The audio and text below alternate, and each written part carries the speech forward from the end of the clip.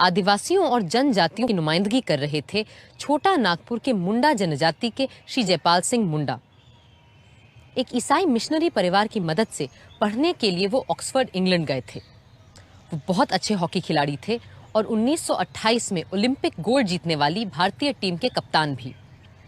आदिवासियों के लिए आरक्षण के मुद्दे को उन्होंने सभा के सामने पूरे जोर से रखा। As far as properties are concerned, we ought to provide for restrictions in public interest for the protection of minority and backward groups. Absolutely.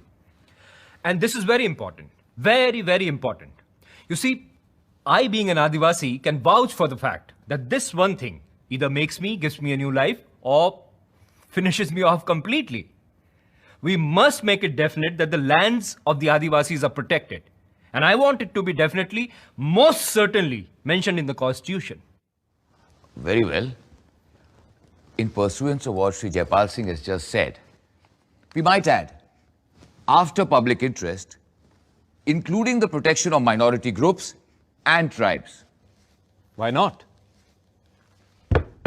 उस दिन एक हक तो हमने हर आदिवासी को दे ही दिया कि उनकी भूमि न कोई खरीद सकता है और न वो उसे किसी गैर आदिवासी को बेच सकते हैं।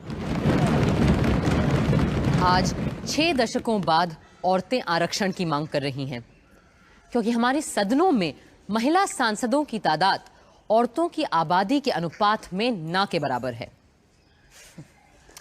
आगे चलकर संविधान सभा में बात जब शस्त्र रखने के हक को लेकर हुई तो केवल सिखों को किरपान रखने का अधिकार मिला। फौरन दूसरे लोगों ने अपने अपने रिवाजों की दुहाई देते हुए शस्त्र रखने के हक को मूल अधिकारों के तौर पर मांगा। आदिवासियों के नेता और नुमाइंदे श्री जयपाल सिंह के तेवर तो सबसे अलग थे। Sir, this matter of the Arms Act has been mischievously applied against the Adivasis. Let me give you the instance of the Oraons. They are the 4th largest group of Adivasis in India. Just about now, there is a festival in which these Oraons get together, walk in a procession, carrying arms and weapons like lathis, bows and arrows, and they go to various akhadas in the villages. Now, this has been going on for centuries. Last year, all of a sudden, we were told that we should not carry any arms and weapons. Now, I don't mind pointing out, there are several members sitting here who are from Bihar. They won't be able to get back to their homes if they're not escorted by these people with arms. Every 7 years, it is the custom in Chota Nagpur, during festivals like Era Sandra and Jani Shikhar, Adivasi women get together, dress as men, and hunt in the jungles. Now, this is the only occasion that allows these women to show their masculine prowess naturally. So they love to dress as their men do. They love to carry arms and weapons like their men do. Arms like lathis, bows and arrows, bhalas, and so forth.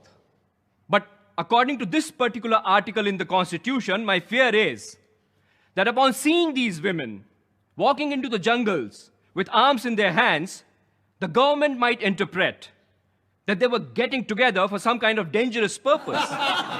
And I propose to accept his amendment. So the matter may be postponed until then. I submit that by the back door, there seems to be a collective attempt here to interfere with the religious rights of the most ancient people of this country, the Adivasis.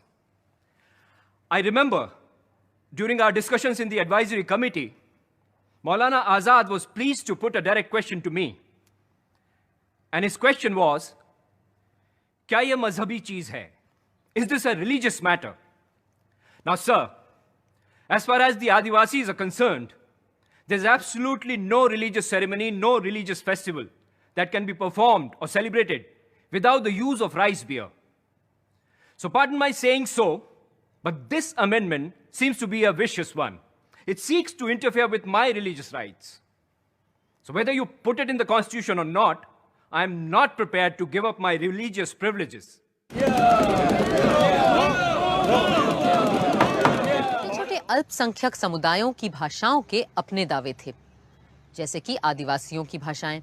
Mr. President, So I feel that I would not be discharging my duties properly if I didn't plead to the House that in Schedule 7A, some of the Adivasi languages, which are spoken not just by a few, but literally by millions, should also be included. These languages are Mundari, Gondi, and Oraon. Sir, all I plead to this House is simply this, that the languages spoken by the most ancient people living in this country should find a place of honor in the schedule.